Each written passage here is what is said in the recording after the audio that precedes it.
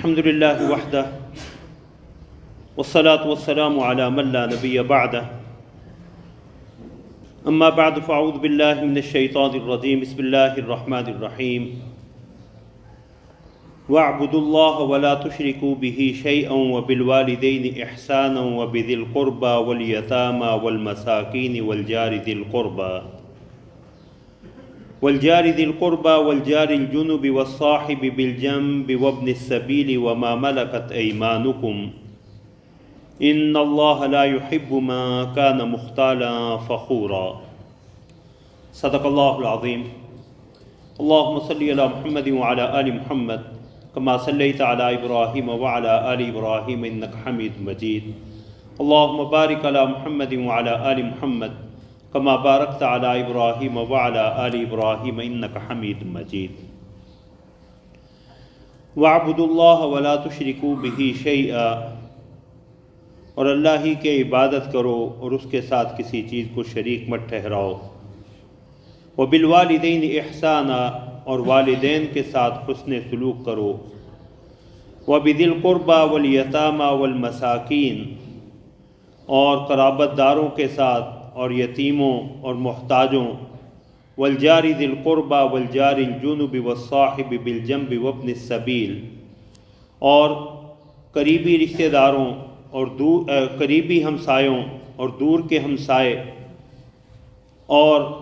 پہلو کے ساتھی اور مسافر۔ وما ملکت ایمانکم، اور جن کے تمہارے ہاتھ مالکانہ طور پہ اور جن کے تم مالک ہوئے ہو۔ ان اللہ لا يحب ما كان مختالا فخورا، تو رشتہ داروں، یتیموں، محتاجوں، قریبی رشتہ داروں، قریبی ہمسائے، دور کے ہمسائے، پہلو کے ساتھی، مسافر، اور جن کے تمہارے ہاتھ مالک ہوئے ہیں، ان سے بھی اچھا برتاؤ کرو۔ ان اللہ لا يحب ما كان مختالا فخورا، بے شک اللہ اسے پسند نہیں فرماتے جو اترانے والا ہو، فخر کرنے والا ہو۔ سورہ نساء کی آیت نمبر 36۔ اس آیت مبارکہ میں اللہ رب العزت نے حقوق اللہ اور حقوق العباد کے متعلق چند اہم جو ہے وہ ہدایات اور ارشادات فرمائے ہیں۔ پہلا حکم اللہ رب العزت ہی کی عبادت اور اللہ کے ساتھ کسی کو شریک نہ کرنا، والدین کے ساتھ حسن سلوک کرنا، رشتہ داروں کے ساتھ، یتیموں کے ساتھ، محتاجوں کے ساتھ حسن سلوک کرنا۔ والجار ذی القربى، اور نزدیک کے ہمسائے۔ والجار الجنب، دور کے ہمسائے۔ والصاحب بالجنب، اور پہلو کے ساتھی کے ساتھ بھی حسن سلوک کا حکم دیا۔ وابن السبیل، مسافر یا مہمان۔ وما ملکت ایمانکم، اور جن کے تمہارے ہاتھ مالک ہیں۔ عہد قدیم میں غلام، اور اتحاد علت کی بنا پہ یا اتحاد سبب کی بنا پہ آج کل کے ہمارے ملازم اور خدام، تو ان کے ساتھ بھی اللہ رب العزت نے حسن سلوک کا حکم دیا ہے۔ جن بندوں سے یا جن افراد سے انسان کا واسطہ بہت زیادہ پڑتا ہے، والدین ہیں، اولاد ہے، رشتہ دار ہیں، اور بس اوقات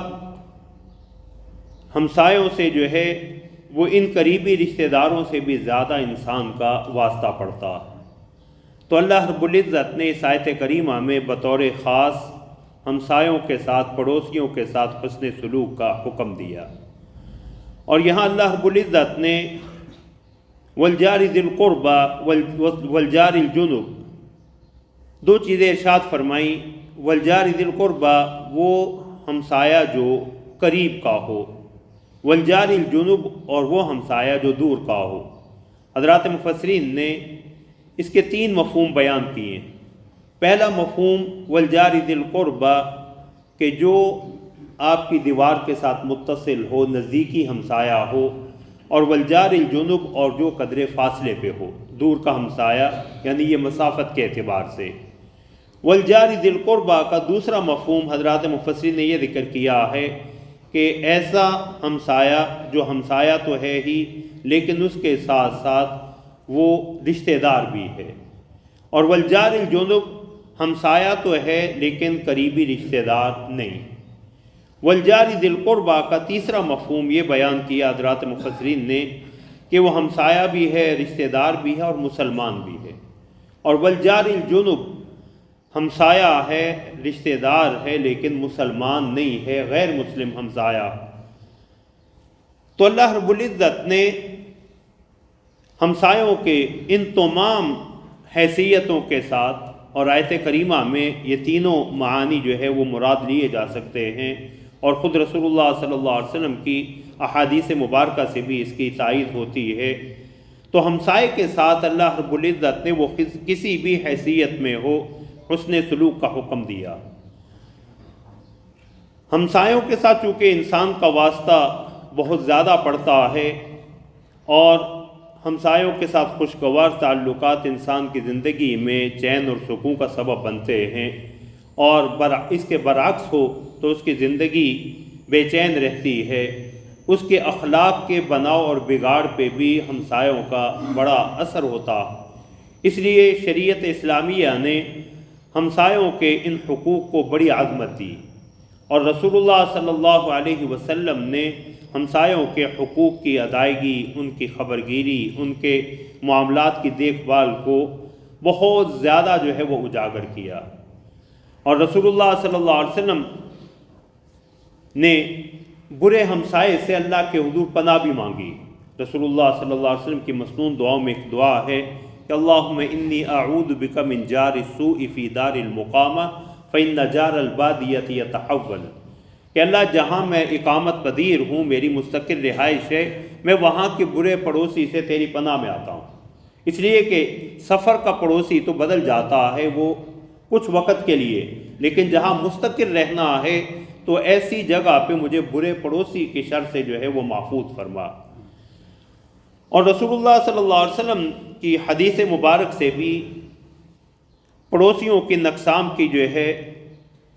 کے بارے میں پتہ چلتا ہے۔ حضرت جابر رضی اللہ تعالیٰ عنہ کی حدیث ہے مستد بزار کی کہ رسول اللہ صلی اللہ علیہ وسلم نے فرمایا الجیران ثلاثہ، پڑوسی تین قسم کے ہیں۔ کچھ پڑوسی ایسے ہیں جن کا صرف پڑوس کا حق ہے اور یہ کم از کم حق ہے، جن کا ایک ہی حق ہے، اور کچھ پڑوسی ایسے ہیں جن کے دو حق ہیں، اور کچھ پڑوسی ایسے ہیں جن کے تین حق ہیں۔ اور پھر رسول اللہ صلی اللہ علیہ وسلم نے اس کی وضاحت فرمایا جو صرف پڑوسی ہے، رشتہ دار نہیں ہے، مسلمان نہیں ہے، تو اسے پڑوس کا حق تو اسے حاصل ہے۔ دوسرا پڑوسی وہ ہے جو مسلمان بھی ہے، پڑوسی بھی ہے، تو اسے دو حق حاصل ہیں، اسلام کا حق بھی اور پڑوس کا حق بھی۔ اور تیسرا جو پڑوسی بھی ہے، ہمسایہ بھی ہے، مسلمان بھی ہے اور رشتہ دار بھی، تو رسول اللہ صلی اللہ علیہ وسلم نے فرمایا اسے تین حق جو ہے وہ حاصل ہیں، ایک پڑوس کا، ایک اسلام کا اور ایک رشتہ داری کا۔ اور رسول اللہ صلی اللہ علیہ وسلم نے پڑوسیوں کے ساتھ حسن سلوک کو اس قدر اہمیت دی کہ کہیں رسول اللہ صلی اللہ علیہ وسلم نے اسے ایمان کی شرط قرار دیا، کہیں رسول اللہ صلی اللہ علیہ وسلم نے اسے جنت میں داخلے کی جو ہے وہ شرط قرار دیا، کہیں رسول اللہ صلی اللہ علیہ وسلم نے اللہ اور اللہ کے ساتھ محبت کی علامت جو ہے وہ ہمسایوں کے ساتھ حسن سلوک کو قرار دیا۔ رسول اللہ صلی اللہ علیہ وسلم کی مشہور حدیث کہ حضرت ابو ہریرہ رضی اللہ تعالیٰ عنہ کی حدیث، حضرت عبداللہ بن عمر رضی اللہ تعالیٰ عنہما سے بھی مروی، صحیح بخاری اور صحیح مسلم کی، کہ رسول اللہ صلی اللہ علیہ وسلم نے فرمایا ما زال جبریل یوصینی بالجار حتی ظننت انہ سیورث، کہ جبریل مجھے پڑوسی کے بارے میں اس قدر تاکید کرتے رہے، اس قدر اس کی اہمیت کو اجاگر کرتے رہے، یہاں تک کہ مجھے یہ گمان لاحق ہوا کہ اللہ رب العزت پڑوسی کو وراثت میں بھی رشتہ داروں کی طرح حصے دار بنا دیں گے۔ حضرت عبد الرحمن ابن ابی قراد رضی اللہ تعالیٰ عنہ کی حدیث ہے، اس میں رسول اللہ صلی اللہ علیہ وسلم نے اللہ اور اللہ کے رسول کی محبت کی علامت رشتہ داروں کے ساتھ حسن سلوک کو قرار دیا۔ فرمایا رسول اللہ صلی اللہ علیہ وسلم نے وضو فرمایا تو حضرات صحابہ نے رسول اللہ کے وضو کے پانی کو لینا شروع کیا، اور اسے کوئی اپنے جسم پہ مر رہا ہے، کوئی جو ہے اسے پی رہا ہے، تو رسول اللہ صلی اللہ علیہ وسلم نے پوچھا ایسا کیوں کر رہے ہو؟ کہا حبا للہ ولرسولہ، اللہ اور اللہ کے رسول کی محبت کی بنا پہ۔ تو رسول اللہ صلی اللہ علیہ وسلم نے فرمایا جسے اس بات سے خوشی ہو کہ وہ اللہ اور اس کے رسول سے محبت کرے یا اللہ اور اس کے رسول اس سے محبت کرے۔ تو رسول اللہ نے 3 چیزیں بیان فرمائی۔ فَلْيَصْدُقْ حَدِيثَهُ إِذَا حَدَّثَ، جب بات کرے تو سچی بات کہے۔ وَلْيُؤَدِّ أَمَانَتَهُ إِذَا اؤْتُمِنَ، اور جب اس کے پاس کوئی امانت رکھی جائے تو امانت کو ادا کرے۔ وَلْيُكْرِمْ جَارَهُ، اور اپنے پڑوسی کے ساتھ حسن سلوک کرے۔ تو رسول اللہ صلی اللہ علیہ وسلم نے اس حدیث میں سچائی، امانت اور پڑوسیوں کے حقوق کی ادائیگی کو جو ہے اللہ اور اللہ کے رسول کی محبت کی جو ہے وہ علامت قرار دیا۔ ایک اور حدیث میں رسول اللہ صلی اللہ علیہ وسلم نے فرمایا، حضرت ابو شریح عدوی رضی اللہ تعالیٰ عنہ کی حدیث ہے صحیح بخاری اور صحیح مسلم کی، فرماتے ہیں کہ میری آنکھوں نے رسول اللہ صلی اللہ علیہ وسلم کو دیکھا، میرے کانوں نے رسول اللہ صلی اللہ علیہ وسلم کو سنا جب یہ آپ ارشاد فرما رہے تھے، یعنی یہ بات میں نے براہ راست رسول اللہ سے سنی کہ رسول اللہ صلی اللہ علیہ وسلم نے فرمایا، من کان یؤمن باللہ والیوم الآخر فلیکرم ضیفہ، جو اللہ اور آخرت کے دن پہ ایمان رکھتا ہے وہ اپنے مہمان کا اکرام کرے۔ ومن کان یؤمن باللہ والیوم الآخر فلیکرم جارہ، جو اللہ اور آخرت کے دن پہ ایمان رکھتا ہے وہ اپنے پڑوسی کے ساتھ اچھا سلوک کرے۔ اور ومن کان یؤمن باللہ والیوم الآخر فلیقل خیرا او لیصمت، جو اللہ اور آخرت کے دن پہ ایمان رکھتا ہے تو یا تو اچھی بات زبان پہ لائے یا خاموشی اختیار کر لے۔ ایک حدیث میں رسول اللہ صلی اللہ علیہ وسلم نے فرمایا، صحیح بخاری ہی کی حدیث ہے، حضرت ابو ہریرہ رضی اللہ تعالیٰ عنہ کی، کہ رسول اللہ صلی اللہ علیہ وسلم نے 3 دفعہ ارشاد فرمایا، لا یؤمن لا یؤمن لا یؤمن، وہ شخص مومن نہیں، وہ شخص مومن نہیں، وہ شخص مومن نہیں۔ حضرات صحابہ نے پوچھا، رسول اللہ کون؟ فرمایا، من لا یأمن جارہ بوائقہ، جس کا پڑوسی اس کے شر سے محفوظ نہ ہو، جس کے شر سے اس کا پڑوسی محفوظ نہیں۔ رسول اللہ نے 3 دفعہ ارشاد فرمایا وہ مومن نہیں۔ حضرت انس رضی اللہ تعالیٰ عنہ کی حدیث صحیح مسلم کی، اس کے الفاظ یہ ہیں کہ لا يدخل الجنۃ من لا یأمن جارہ بوائقہ، جس آدمی کے شر سے اس کے پڑوسی محفوظ نہیں ہیں وہ جنت میں نہیں جائے گا۔ رسول اللہ صلی اللہ علیہ وسلم نے کہیں پڑوسی کے ساتھ جو ہے وہ حسن سلوک اور اس کی خبر گیری کو ان الفاظ میں بیان فرمایا کہ ما آمن بی من بات وہو شبعان، کہ مجھ پہ اس شخص نے ایمان کا حق ادا نہیں کیا یا مجھ پہ اس نے ایمان کا تقاضے پورے نہیں کیے، جو رات کو پیٹ بھر کے سویا رہے اور ساتھ اس کا پڑوسی جو ہے وہ بھوکا سویا ہو۔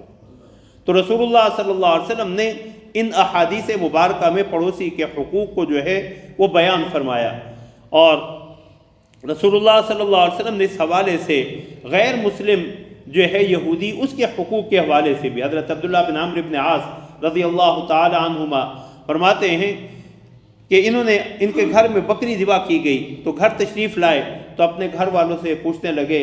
اہدیتم الی جارنا الیہودی، اہدیتم الی جارنا الیہودی، ہمارا جو یہودی پڑوسی ہے اس کے گھر گوشت بھیجا یا نہیں؟ تو کیونکہ میں نے رسول اللہ صلی اللہ علیہ وسلم کو بارہا یہ سنا کہ جبریل امی مجھے پڑوسی کے بارے میں اس قدر تاکید کرتے رہے کہ مجھے گمان لاحق ہوا کہ اللہ جو ہے وہ انہیں وراثت میں بھی پڑوسی کو حصے دار بنا دیں گے۔ تو پڑوسیوں کے ساتھ حسن سلوک رسول اللہ صلی اللہ علیہ وسلم نے اسے ایمان کی علامت قرار دیا، اللہ اور اللہ کے رسول کے ساتھ محبت کی علامت قرار دیا۔ حقوق اللہ کی ادائیگی کی اپنی اہمیت ہے، لیکن نماز، روزہ، زکوٰۃ، ان کی ادائیگی کے ساتھ اگر بندوں کے حقوق میں کوتاہی ہے، بالخصوص ہمسایوں کے حقوق میں کوتاہی ہے، تو رسول اللہ صلی اللہ علیہ وسلم کی وہ حدیث ہمیں ذہن میں رکھنی چاہیے۔ حضرت ابو ہریرہ رضی اللہ تعالیٰ عنہ کی حدیث، ایک آدمی آئے اور انہوں نے رسول اللہ صلی اللہ علیہ وسلم کے سامنے ایک عورت کا تذکرہ کیا، کہ رسول اللہ فلاں عورت ہے، بڑی نمازیں پڑھتی ہے، نفلی نمازیں بہت پڑھتی ہے، نفلی روزے بہت رکھتی ہے، صدقات و خیرات کا اہتمام بہت کرتی، وَلَكِنَّهَا تُؤْذِي جِيرَانَهَا بِلِسَانِهَا، لیکن اس کی زبان سے اس کے پڑوسی محفوظ نہیں ہیں، اپنے پڑوسیوں کو اپنی زبان سے تکلیف پہنچاتی۔ تو رسول اللہ صلی اللہ علیہ وسلم نے فرمایا ہی فی النار، وہ جہنمی عورت ہے۔ تو اسی صحابی نے ایک اور خاتون کا ذکر کیا، یا رسول اللہ فلاں عورت ہے، وہ زیادہ نفلی نمازوں کا اہتمام نہیں کرتی، نہ نفلی روزوں کا اہتمام ہے، اور پنیر کے چند ٹکڑے کوئی صدقہ خیرات کر دے تو کر دے، لیکن اس کے پڑوسی جو ہے وہ اس کی زبان کے شر سے محفوظ ہیں، پڑوسی اس سے خوش ہیں، فرمایا ہی فی الجنہ، یہ جنتی خاتون ہے۔ اور رسول اللہ صلی اللہ علیہ وسلم نے جو ہے وہ فرمایا کہ بہترین ساتھی تم میں وہ ہے جو اپنے اللہ کے ہاں بہترین ساتھی وہ ہے جو اپنے ساتھیوں کے حق میں بہتر ہو۔ وَخَيْرُ الْجِيرَانِ عِنْدَ اللَّهِ خَيْرُهُمْ لِجِيرَانِهِ لِجَارِهِ، اور بہترین جو ہے وہ پڑوسی اللہ کے ہاں وہ ہے جو اپنے پڑوسیوں کے حق میں اچھا ہو۔ رسول اللہ صلی اللہ علیہ وسلم نے بعض احادیث مبارکہ میں پڑوسیوں کے چند متعین حقوق بھی بیان فرمائے۔ حضرت معاویہ بن حیدہ رضی اللہ تعالیٰ عنہ کی ایک حدیث، طویل حدیث ہے، اس میں رسول اللہ صلی اللہ علیہ وسلم نے پڑوسی کے چند حقوق جو ہے وہ بیان فرمائے۔ فرمایا اذا مرض فعدتہ، جب وہ بیمار پڑ جائے تو اس کی عیادت کرو، اگر وہ دنیا سے چلا جائے تو اس کے جنازے میں شرکت کرو، اگر وہ تم سے قرض طلب کرے اپنی کسی ضرورت کی بنا پہ تو اسے قرض دو، اگر اس سے کوئی غلطی ہو جائے تو اس کی پردہ پوشی کرو، اس کا سطر جو ہے وہ اسے سطر پوشی کرو، اس کی پردہ اس کا جو ہے وہ چاک نہ کرو۔ اور فرمایا اگر اسے کوئی خوشی ملے تو اسے مبارکباد دو، اگر اسے کوئی تکلیف پہنچے، کوئی مصیبت آئے تو اس کے ساتھ اظہار تعزیت کرو، اسے تسلی دو، اس کی ہمت بندھاؤ۔ اور فرمایا دیکھنا اپنی عمارت اتنی بلند نہ کرنا کہ اس کی وجہ سے تم اس کی ہوا بند کر دو، کہ اس کی ہوا کی راہ گزر نہ رہے۔ اور فرمایا اپنی ہنڈیا کی خوشبو سے بھی اسے تکلیف نہ پہنچانا، اور اگر کوئی ایسی چیز پکائی ہے جس کی خوشبو جا رہی ہے تو اس میں سے اپنے پڑوسی کو کچھ ضرور بھیجنا۔ حضرت عبداللہ بن عمر رضی اللہ تعالیٰ عنہ کی حدیث انہی الفاظ کے ساتھ دیگر کتب حدیث میں مذکور ہے، اس میں یہ اضافہ بھی فرمایا اگر تم اپنے گھر کو پھل لے کے آ رہے ہو تو اپنے پڑوسی کو بھی کچھ بھیجو۔ فرمایا اگر ایسا نہیں کر سکتے، وسائل نہیں ہیں، اسباب نہیں ہیں، تو اسے چھپا کے لاؤ کہ اس کی یا اس کی اولاد کی جو ہے وہ اس پہ نظر نہ پڑے، اور اپنے بچوں کو پابند کرو کہ یہ پھل لے کے گھر سے باہر نہ جائیں تاکہ پڑوسی کا دل دے کے جو ہے یا اس کے بچوں کا دل دے کے جو ہے نہ للچائے۔ تو رسول اللہ صلی اللہ علیہ وسلم نے ایک حدیث میں فرمایا کہ تم میں سے اگر کوئی جو ہے وہ کوئی ہنڈیا پکائے تو اس کا شوربہ کچھ زیادہ کر لے تاکہ اپنے ہمسائے کو جو ہے وہ اس میں سے کچھ بھیج سکے۔ تو رسول اللہ صلی اللہ علیہ وسلم کی یہ واضح تعلیمات جس میں رسول اللہ صلی اللہ علیہ وسلم نے ہمسائے کے ساتھ جو ہے وہ حسن سلوک کا حکم دیا، اور دوسری طرف رسول اللہ صلی اللہ علیہ وسلم نے جو ہے وہ ہمسائے کے ساتھ بدسلوکی کو جو ہے وہ ایمان کے منافی قرار دیا کہ جس کے شر سے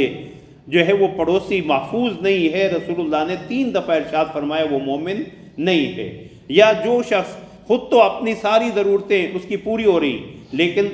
پاس میں پڑوسی ہے، جانتا بوجھتا ہے کہ یہ ضرورت مند ہے، اس کی ضرورتوں کا خیال نہیں رکھتا، فرمایا یہ شخص بھی مجھ پہ کامل ایمان لانے والا نہیں ہے۔ پڑوسی کے حقوق کا خیال جو ہے وہ باقی عام اہل اسلام کے حقوق سے زیادہ، اور ان کے حقوق کو ضائع کرنا جو ہے اس کا گناہ بھی جو ہے وہ دیگر اصحاب حقوق کے حقوق کے ضائع کرنے سے زیادہ۔ رسول اللہ صلی اللہ علیہ وسلم نے اسے ایک حدیث میں سمجھایا۔ حضرت مقداد ابن اسود رضی اللہ تعالیٰ عنہ کی حدیث ہے کہ رسول اللہ صلی اللہ علیہ وسلم نے ایک دفعہ اپنے صحابہ سے پوچھا زنا کے بارے میں تمہارا کیا خیال ہے؟ تو کہا اللہ کے رسول حرام ہے، حرمہ اللہ تعالی و رسول اللہ، اور اللہ کے رسول نے اسے حرام قرار دیا، اور یہ قیامت تک کے لیے حرام ہے۔ تو رسول اللہ صلی اللہ علیہ وسلم نے فرمایا اگر کوئی شخص 10 جو ہے وہ عورتوں کے ساتھ معاذ اللہ یہ بدکاری کا ارتکاب کرے، یہ اس کے لیے ہلکا ہے گناہ کے اعتبار سے بنسبت اس کے کہ وہ اپنے پڑوسی کی عزت پہ ہاتھ ڈالے، معاذ اللہ اپنے پڑوسی کے گھر میں جو ہے وہ اس بدکاری کا ارتکاب کرے۔ پھر آپ نے یہی سوال چوری کے بارے میں فرمایا تو حضرات صحابہ نے کہا یا رسول اللہ چوری تو حرام ہے، تو فرمایا اگر 10 گھروں سے انسان چوری کرے تو اللہ کے ہاں اگرچہ یہ بھی بہت بڑا جو ہے وہ گناہ، لیکن اپنے پڑوسی کے گھر جو ہے وہ چوری کرنا 10 گھروں کی چوری سے بھی اللہ کے ہاں زیادہ شدید اور سنگین ہے۔ اور اس کی تائید جو ہے وہ صحیحین کی، صحیح بخاری اور صحیح مسلم کی اس حدیث سے بھی ہوتی جس میں حضرت عبداللہ بن مسعود رضی اللہ تعالیٰ عنہ فرماتے کہ میں نے رسول اللہ صلی اللہ علیہ وسلم سے پوچھا، حضرات صحابہ کا اپنا اپنا مزاج تھا۔ حضرت عبداللہ بن مسعود کی ایک حدیث ہم نے گزشتہ دروس میں سنی کہ رسول اللہ سے پوچھا سب سے افضل عمل کون سا؟ تو نماز وقت پہ ادا کرو، پھر والدین کے ساتھ حسن سلوک، پھر جہاد۔ اب یہاں اس کے برعکس دوسری جگہ دوسرا سوال، یا رسول اللہ سب سے بڑا گناہ کون سا، سب سے افضل عمل کون سا، اور سب سے بڑا یہاں پوچھا یہ ذنب اعظم یا رسول اللہ گناہ سب سے بڑا کون سا؟ تو رسول اللہ صلی اللہ علیہ وسلم نے فرمایا ان تجعل للہ ندا وہو خلقک، یہ جانتے بوجھتے بھی کہ تیرا خالق اللہ ہے تو اللہ کے ساتھ کسی اور کو شریک ٹھہرائے۔ تو میں نے کہا قلت ثم ای، یا رسول اللہ اس کے بعد کون سا گناہ؟ فرمایا ان تقتل ولدک خشیۃ ان یطعم معک، تو اپنی اولاد کو اس خدشے اور اندیشے کی بنا پہ قتل کر دے کہ وہ کل جو ہے وہ تیرے ساتھ کھانے میں شریک ہوں گے۔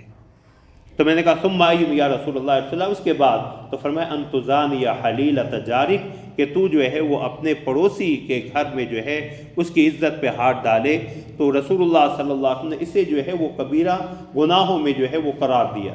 تو پڑوسیوں کے ساتھ جو ہے ان حقوق کا ادا کرنا، اور رسول اللہ صلی اللہ علیہ وسلم کی ایک حدیث سے تو یہ بھی معلوم ہوتا ہے کہ پڑوسیوں کی تعلیم و تربیت، انہیں دین کی طرف لانا، یہ بھی ہماری ذمہ داری ہے۔ رسول اللہ صلی اللہ علیہ وسلم نے ایک دفعہ جو ہے وہ ارشاد فرمایا کہ،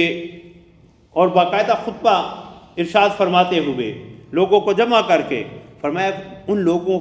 کو کیا ہوا ہے جو اپنے پڑوسیوں کو دین کی بات نہیں سکھاتے،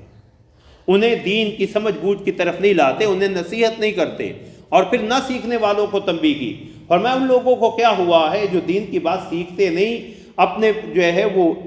دین کی فقہ، دین کی سمجھ بوجھ حاصل نہیں کرتے اور نصیحت حاصل نہیں کرتے۔ اور پھر رسول اللہ صلی اللہ علیہ وسلم نے فرمایا کہ یہ لوگ جو دوسروں کو سکھا نہیں رہے، اپنے پڑوسیوں کو دین کی بات سکھا نہیں رہے، یا وہ پڑوسی جو اپنے پڑوسیوں سے دین کی بات سیکھ نہیں رہے، میں لأعاجلنہم بالعقوبہ، یا تو اپنا یہ رویہ بدل لیں ورنہ میں انہیں جلد سزا دوں گا۔ اور حضرات مفسرین نے کنز العمال میں جو ہے اس حدیث کا پس منظر جو ہے وہ حضرات صحابہ نے بیان کیا کہ حضرت ابو موسیٰ اشعری اور حضرت ابو مالک اشعری، اشعریین کا قبیلہ، یہ حضرت ابو موسیٰ اشعری جیسے جلیل القدر صحابی اسی قبیلے سے تھے، تو یہ خود تو جو ہے وہ دیندار قبیلہ تھا، دینی احکام سے آگاہ تھا، لیکن ان کے ارد گرد اڑوس پڑوس میں جو لوگ رہتے تھے، یہ قبائل رہتے تھے، وہ دین سے دور تھے۔ تو رسول اللہ صلی اللہ علیہ وسلم نے بطور خاص جو ہے وہ انہیں تنبیہ فرمائی کہ تم جو ہے وہ اپنے گرد و پیش میں جو ہے وہ دین کی تعلیم، انہیں دین کی طرف لانے کی فکر کیوں نہیں کر رہے؟ تو قبیلہ اشعریین کے جو ہے سرکردہ افراد رسول اللہ صلی اللہ علیہ وسلم کی خدمت میں حاضر ہوئے اور کہا یا رسول اللہ ہمیں سال کی مہلت دے دیں، ہم سال کے اندر اندر اپنی اس کمزوری پہ جو ہے وہ قابو پا لیں گے، اور اپنے گرد و پیش کے جو قبائل ہیں انہیں بھی جو ہے دین سیکھنے اور سکھانے کی فکر میں جو ہے ہم مصروف ہو جائیں گے۔ تو اللہ کے پیغمبر صلی اللہ علیہ وسلم نے پڑوسیوں کے حقوق جو بیان فرمائے، اور یہاں قرآن نے والجار ذی القربى، قریب کا رشتہ دار، مسافت کے اعتبار سے، رشتہ داری کے اعتبار سے، اسلام کے اعتبار سے، اور والجار الجنب، صرف پڑوسی ہے، رشتہ دار نہیں، مسلمان نہیں، پھر بھی اس کا حق ہے، والصاحب بالجنب، اور پہلو کا ساتھی، یہ وقتی ہمسائیگی، ایک مجلس کے ساتھی، پہلو کا ساتھی جو ہے رفیق